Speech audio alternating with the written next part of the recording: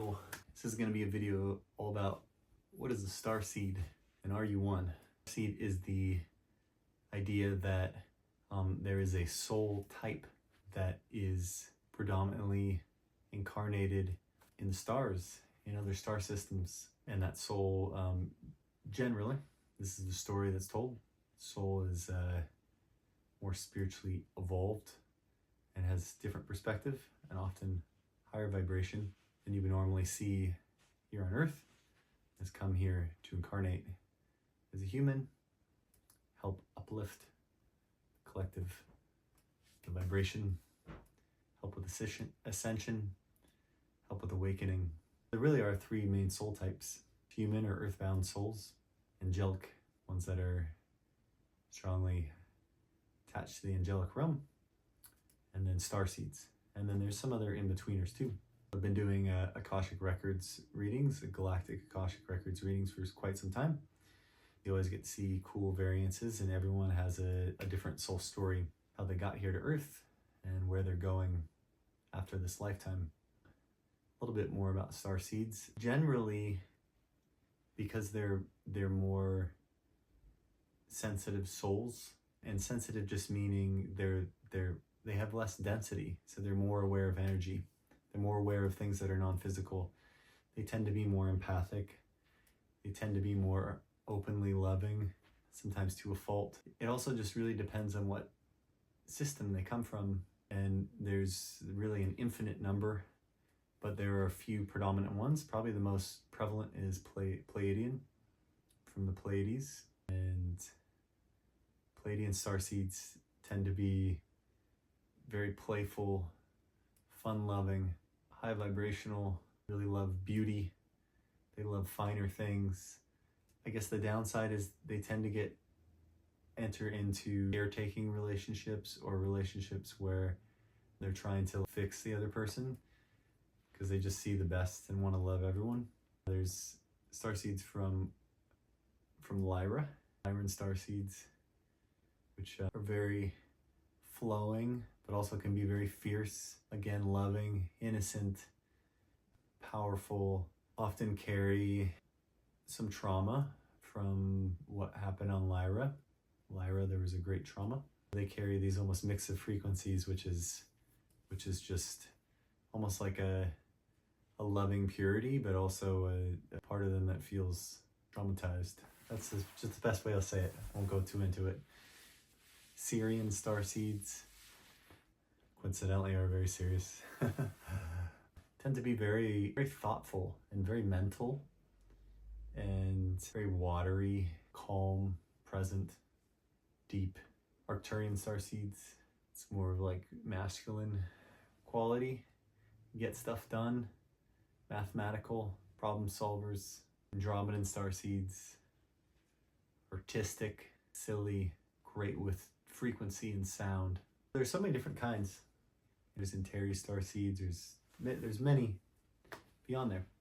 They all have their own sort of brand, but the general theme is that you, on a soul level, if you are a starseed, you heard the call to come to Earth and help.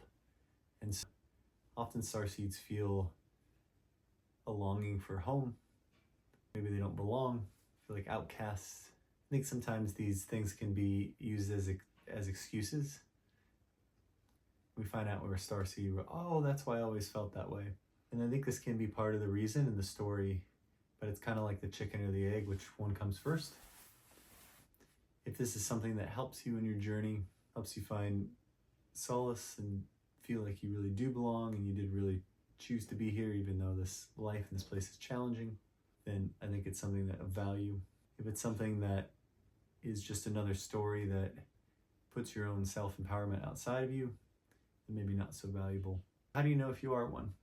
Well, if you've always felt a calling to the stars and it did feel like home, and you do resonate with the idea of these different planets, and you are more sensitive, and you do tend to have more like esoteric abilities, there's a good chance. I would say that the most telltale sign is it's a certain type of energy, because ultimately, no matter who you are, you have a human body. and you're here, but then we're looking at you on an energetic and sort of soul blueprint level. There's only one person who truly can answer that question, and that's you. It would be an inner knowing. And so I would say ask. When I first found out about this concept, it was something that called me very strongly. In fact, it was like whole body chills. Confirmation was so loud I could not ignore it.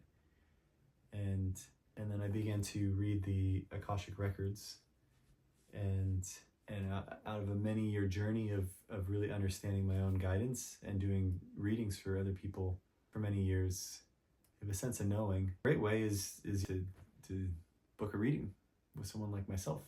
Do Akashic records, find out your soul journey, and I think in an experience like that, you get to hear someone say these things to you, and like I have no prerogative if you're Earth Soul or Starseed or Angelic or where you came from. They're all the readings I do are so different.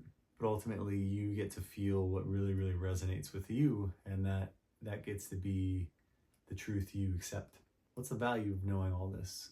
When we know what we're connected to beyond our immediate environment, we can actually call in these other aspects of self, like guides, and we're transcending the illusion of having an individual experience here, and we're able to tap into the knowledge and the abilities of some of these lifetimes that we have in other places where we may have had a chance to grow in a really different way, and that growth and those abilities and that knowledge and that wisdom that comes from these other places in certain contexts can really serve us here in really deep ways.